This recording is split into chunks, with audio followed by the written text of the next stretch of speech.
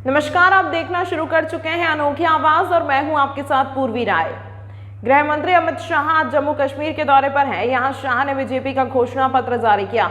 अमित शाह ने जम्मू के पालरू में पार्टी कार्यकर्ताओं को संबोधित करते हुए कहा कि कोई भी ताकत जम्मू कश्मीर में ऑटोनॉमी की बात नहीं कर सकती। शाह ने कहा कि जम्मू कश्मीर को राज्य का दर्जा बहाल किया जाएगा, लेकिन किसी भी कीमत पर ऑटोनॉमी का मुद्दा स्वीकार नहीं किया जाएगा। शाह ने कहा कि कांग्रेस, नेशनल कॉन्फ्रेंस और महबूबा मुफ्ती की पार्टियों ने जम्मू कश्मीर को लूटा है। आइए आपको विस्तार से बताते हैं गृह मंत्री ने क्या कहा।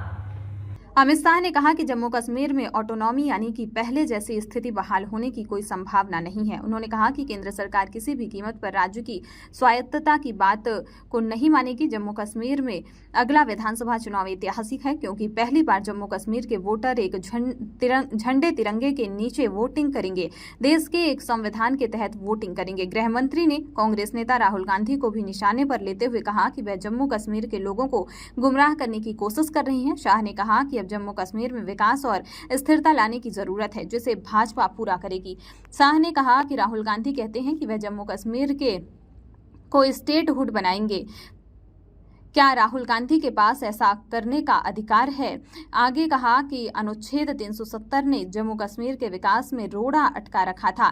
इसे हटाने के बाद राज्य में विकास और स्थिरता का रास्ता साफ हुआ है। अब वहां एक संविधान और एक झंडे के तहत चुनाव होंगे। शाह ने कहा कि अगला विधानसभा चुनाव जम्मू कश्मीर के लिए एक बेहद अहम है, बताया, जिससे वहां के लोगों का भविष्य उज्जवल होगा।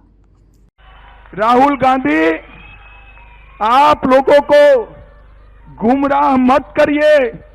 हमने जम्मू कश्मीर को हम जानते हैं, उसके सम्मान को भी जानते हैं। भाइयों बहनों, भारतीय जनता पार्टी की मोदी सरकार ने सालों से गुर्जरों की, हमारे पहाड़ी भाइयों की, हमारे दलित भाइयों की, ओबीसी समाज के कई सारे वर्ग, जाट और ऐसे कई वर्ग जो सम्मिलित है, उनकी रिजर्वेशन की मांग थी, इन्होंने नहीं दिया। हमने इसको रिजर्वेशन दे दिया। ये लोग कहते हैं ये रिजर्वेशन पर हम पुनः विचार कर देंगे।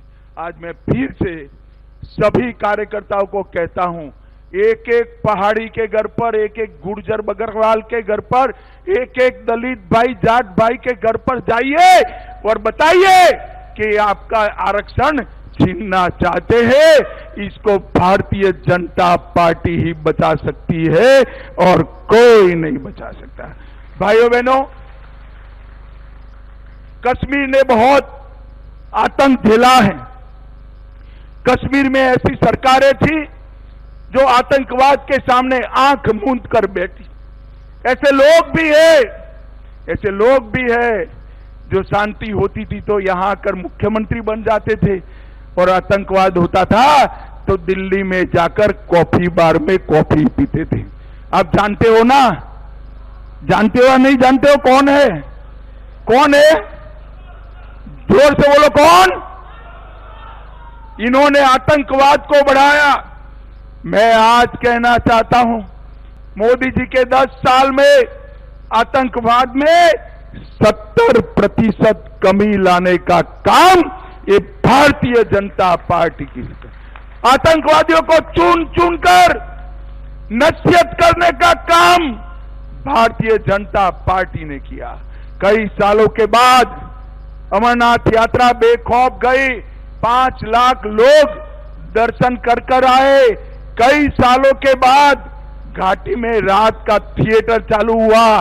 कई सालों के बाद घाटी में ताजिया का जुलूस निकला, और कई सालों के बाद हमारी जम्मू और कश्मीर की कई यात्राएं निर्विरोध समाप्त हो गई। जो स्टेटहुड है वो वापस देना है, क्योंकि आपका सिर्फ स्टेट नहीं छीना गया, आपके अधिकार, आपका धन, सारा का सारा आपसे छीना जा रहा है। 1947 में हमने राजाओं को हटाकर लोकतांत्रिक सरकार बनाई, हमने देश को कॉन्स्टिट्यूशन दिया। आज जम्मू कश्मीर में राजा बैठा हुआ है, उसका नाम एलजी है मगर वो है राजा। और जो आपका धन है आपसे छीना जा रहा है, बाहर के लोगों को दिया जा रहा है, चाहे वो आपके कॉन्ट्रैक्ट्स हो,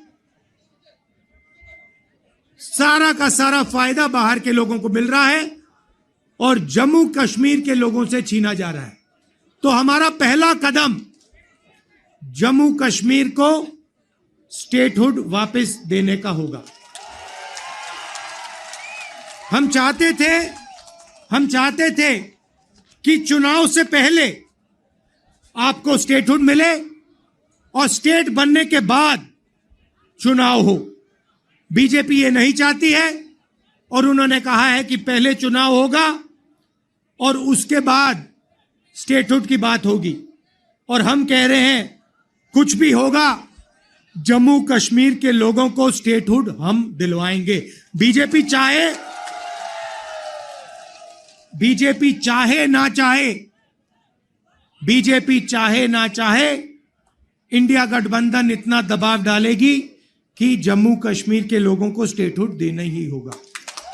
इस खबर में फिलहाल इतना है। खबरों का सिलसिला लगातार जारी है। देखते रहिए अनोखी आवाज।